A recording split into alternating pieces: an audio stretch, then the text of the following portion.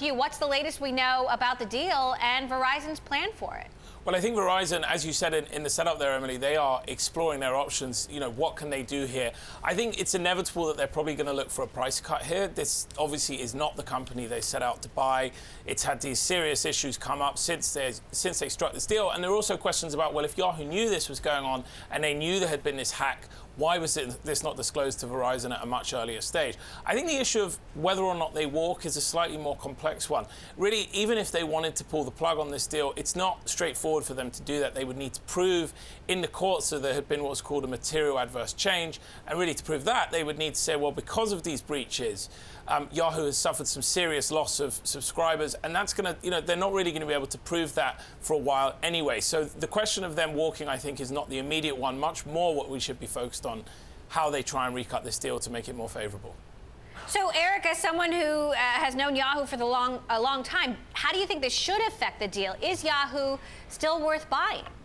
Well, I think for Verizon, the reason to buy Yahoo, which is for its users, and it's a large $1 billion plus user base, is still valid. Obviously, it warrants a price cut or it warrants some sort of a concession because there's a lot of liabilities here, and they're also going to want to, Verizon also going to want to protect itself from a bunch of lawsuits that are bound to happen. In fact, today there was a number that were announced.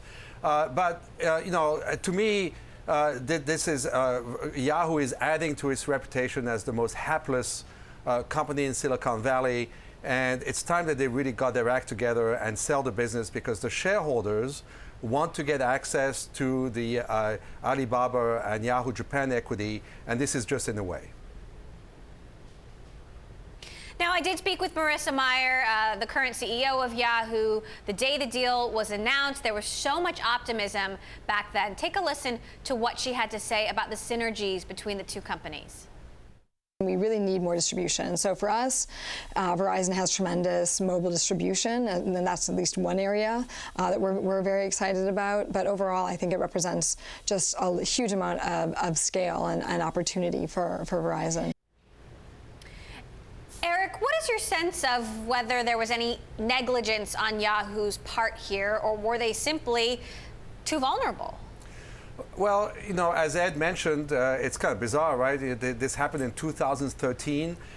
This is 2016, 2017. So what happened in between, we don't know. Hard to tell whether there was negligence. But it's time for Yahoo to get its act together. They need to put a team together that is going to execute this transaction, execute it in the cleanest possible way. It doesn't really matter at the end of the day if there is a discount, because the shareholders want access to the Alibaba and Yahoo Japan equity. So, Ed, how long could this drag out, whether it's getting a price cut or, dropping the deal altogether? How long will the process take? I think if it's a price cut, they could potentially do this quite quickly. Yahoo obviously are now in a position where they probably have to recognize themselves that this is a bit of a botched business, and Verizon are going to come out quite hard and say, look, we want to do this, but we want to do it for less money, which is fair. I think that could happen fast. I think it's in no one's interest to see that dragged out too long. The shareholders obviously want to see it closed. I think Verizon too, this isn't a huge amount of money for them either way, so I think they would probably want to move that along quickly. If Verizon decide, on the other hand, let's break this thing up completely, it could take a lot longer, because then it has to go through the courts. We have to do this thing that I mentioned of Verizon essentially proving that this is not the business they set out to buy, that there has been this material adverse change. That could go on and on and on, and I think could get very ugly indeed. How much of a price cut could we be talking about here?